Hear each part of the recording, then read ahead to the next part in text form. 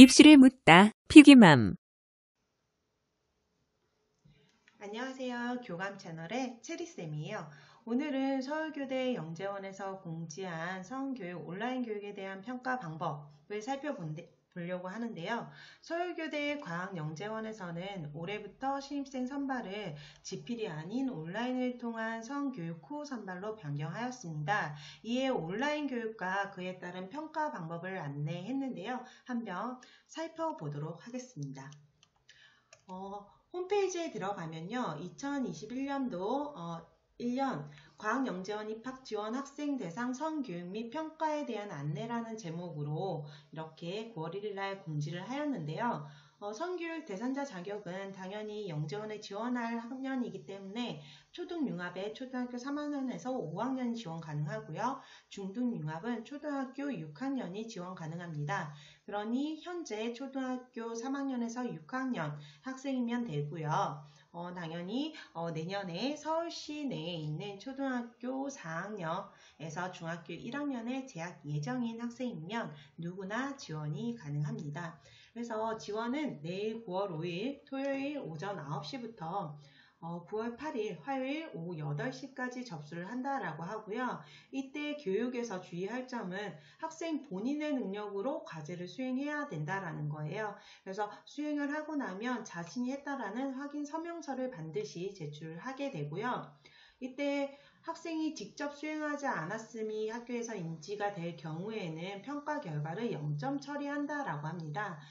이 점은 주의하셔야 될 게 현재 고려대 같은 경우도 성교육을 진행을 하고 있어요. 온라인 교육을 통한 평가를 진행을 하는데 이때는 고대 같은 경우는 학생이 직접 하지 않았다라는 게 인지가 돼도 면접에서 면접 대상자가 돼서 면접을 진행할 때 이 부분을 학생 스스로 질문을 했을 때 학생 스스로 정확하게 설명을 할 수가 있고 흐름을 이어갈 수 있다라고 하면 이 학생이 스스로 성장을 했다라고 판단을 하기 때문에 인정을 해준다라고 했어요. 하지만 서울교대 같은 경우는 이러한 경우라도 수행하지 않았으면 무조건 0점 처리가 된다라는 점에 주의하셔야 될 것 같습니다.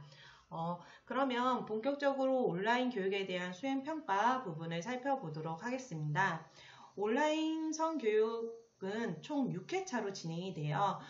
다음 주 화요일까지 지원이 완료되게 되면 그 다음으로 바로 교육이 시작이 되는데요. 강의는 총 6회차로 9월 10일부터 9월 19일까지 진행이 되고요. 강의를 하면 매 회차 과제가 제시가 된다라고 합니다. 그래서 강의 날짜를 보면 보통은 주의하셔야 될 게 보통은 이런 온라인 교육을 진행을 하면 대부분 요일이 하나로 지정이 돼요. 목요일이면 목요일, 월요일이면 월요일처럼 하나의 요일로 쭉 가는데 얘는 조금씩 달라요. 보시면 목요일, 수요일, 월요일이기 때문에 매 회차마다 요일이 조금씩 다르니 이 부분을 꼭 확인해서 수업에 내가 놓치지 않도록 하셔야 될 것 같고요.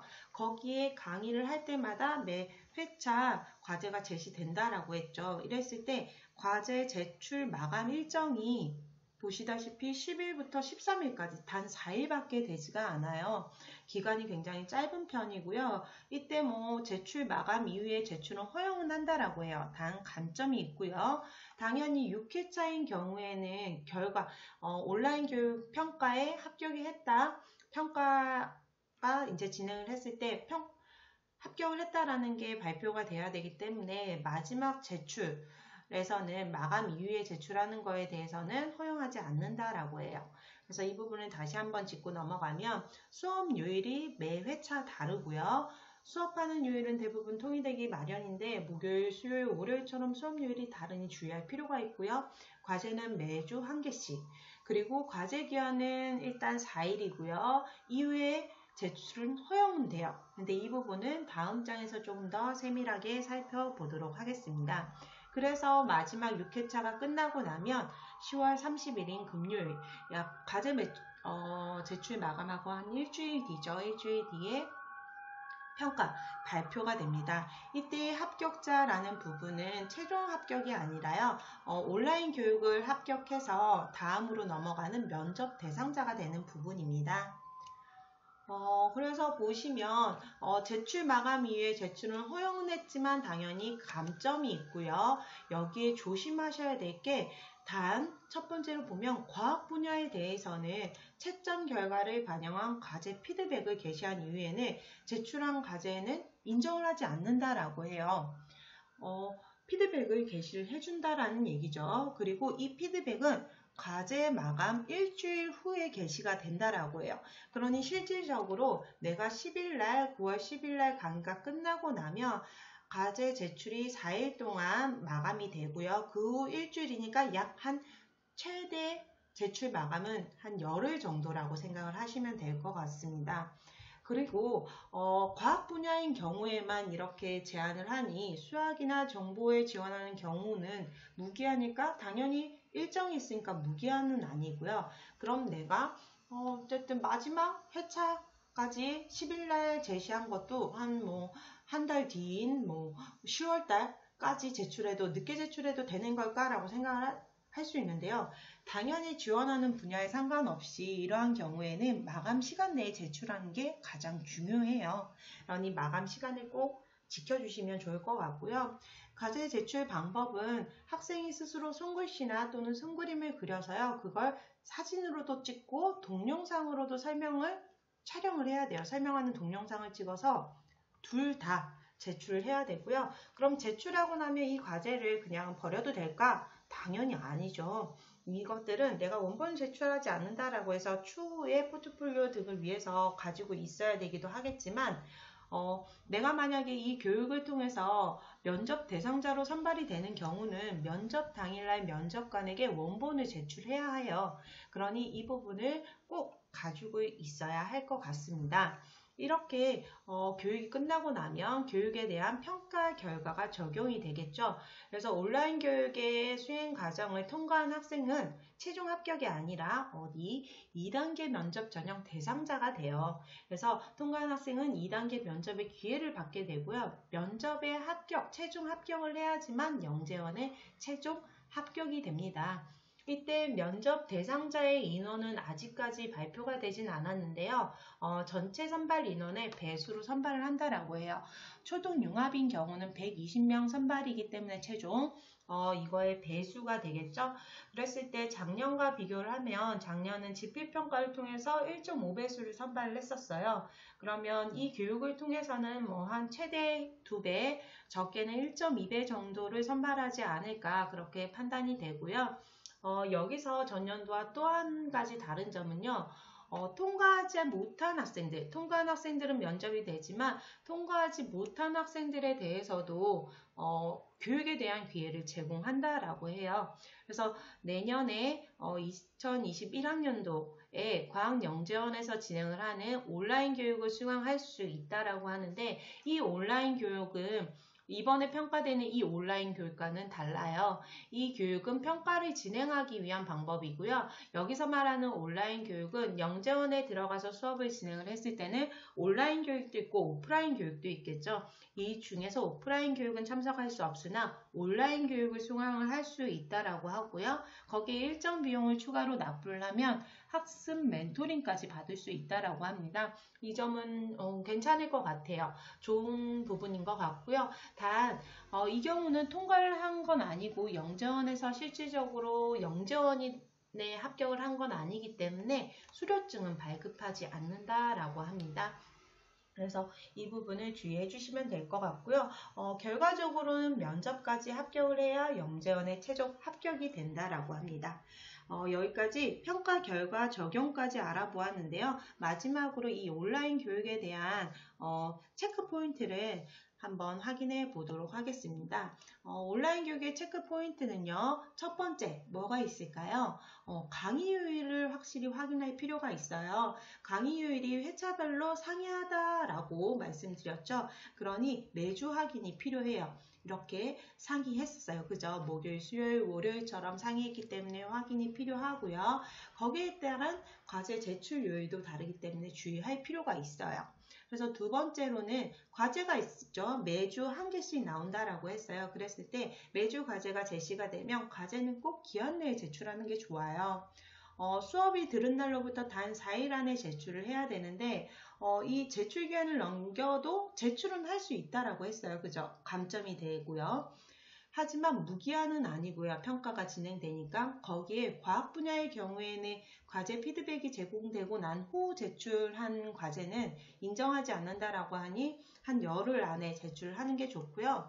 무엇보다 내가 여기에 정말 선발이 되고 싶다라는 생각이 있으면 당연히 과제는 꼭 기한 내에 제출하는 게 중요하겠죠. 그리고 세 번째로는 과제는 잘 모아두어야 하죠. 아까도 앞서 얘기했지만 의외로 이 부분을 정말 분실하는 경우가 꽤 많아요. 정말 쓰레기나 아니면 분리수거에 같이 딸려서 버려지는 경우도 있고요. 책상 위나 아니면은 뭐 식탁 위에 뒀다가 물에 젖어서 흐물거려서 더 이상 말려서 쓸 수 없는 경우도 있어요. 그런 경우 같은 경우는 어쨌든 내가 과제를 잘 모아두지 않은 거기 때문에 문제가 될 수는 있겠죠. 그리고 내가 정말 면접 대상자가 된 경우에는 면접 당일날 제출을 해야 하기 때문에 당연히 버려서도 안 됩니다. 결과적으로 과제는 꼭 잘 모아두시기 바랍니다. 이렇게 온라인 교육에 대한 평가와 온라인 교육에 대한 체크 포인트를 얘기해 봤는데요. 내일부터는 지원이에요. 그죠? 내일부터 지원이고, 이때 지원을 할 때 화요일까지밖에 지원이 안 되기 때문에 미리미리 해주시는 게 좋은데, 지원 시 내일부터 지원을 할 수 있는데 지원 시 주의사항이 추가 주의사항이라고 해서 공지사항이 올라왔어요. 그래서 이 부분을 다시 한번 짚고 넘어갈 건데요. 주의사항 첫 번째는 내가 지원을 하려면 미리미리 하셔야 돼요. 이거 당연한 거 아닌가? 라고 생각을 할 수 있지만 의외로 마지막 날 지원하는 경우가 많아요. 그런데 작년에 마지막 날 1200명이나 몰렸다라고 해요. 거의 9배수에서 10배수 정도 되죠. 1200명이 몰려 오류가 많이 발생하여서요. 올해 같은 경우는 그 오류를 최소화하기 위해서 동시 접속 인원을 제한한다라고 해요. 이 경우를 살펴보면 내가 마지막 날 지원을 하려고 해요. 거기다가 오후쯤 지원을 하려고 들어갔는데 접속자가 너무 많아서 접속 인원에 제한이 걸린 거예요. 그래서 대기를 한 거죠. 그래서 대기를 하다가 겨우겨우 그 권한이 이제 접속이 됐어요. 근데 시간이 한 1시간 정도밖에 안 남았어요. 그러다 보면 내가 쓰다 보면 오류가 생겨서 닫힐 수도 있고요. 이걸 기다리다가 지원이 끝날 수도 있는 거예요. 그러다 보니 그런 불상사를 없애기 위해서는요. 내일부터 미리미리 늦어도 월요일까지는 지원을 하는 것을 권장해 드립니다. 두 번째로는 온라인으로 지원을 할 때 제출 서류가 있었죠. 자기소개서와 보호자 의견서가 있었는데요. 자소서와 보호자 의견서는 내용을 미리 다른 곳에 작성을 해놓는 게 좋아요. 쓰고 싶으면 보통 그러지 않나요? 라고 생각을 하는 경우도 많지만 의외로 그냥 생각으로만 정리를 하고 당일날 작성하는 친구들이 있어요. 친구들은 자기소개서를 열심히 썼는데 오히려 또 부모님이 보호자 의견서를 당일날 쓰는 경우도 있거든요. 그래서 이 부분은 조심을 하셔야 될 게 작년까지는 지원 시 임시 저장 기능이 있었어요. 그런데 이 기능은 올해부터는 없앴다라고 해요. 올해는. 그러니 내가 들어가서 작성을 하다가 컴퓨터가 정말 꺼질 수도 있는 거고요. 아니면 내가 작성을 하다가 인터넷이 튕겨서 그 창이 닫힐 수도 있는 거예요. 그러다 보면 내가 작성한 게 전부 다 날아가게 되겠죠. 그러면 다시 작성을 해야 되는데 그 부분을 미리 다른 곳에 작성을 해놓지 않고 직접 들어가서 썼다라고 하면 의외로 생각이 안 나는 경우가 많아요. 그러니 이러한 내용은 미리 다른 곳에 작성을 해놓고 저장까지 해놓은 후에 지원을 할 때 옮기는 것을 추천을 합니다. 내일부터 지원이 되고 다음 주부터는 온라인 교육이 진행이 되는데요. 여기서 공지했던 내용한 바처럼 꼭 주의해야 될 점, 지원 시 주의할 점, 평가 시 주의해야 될 점, 그리고 과제 제출 시간 같은 것들 꼭 확인하셔서 내가 영재원의 목표가 있다라고 하면 이 교육 열심히 들으셔서 꼭 좋은 결과 있으면 좋을 것 같습니다. 감사합니다.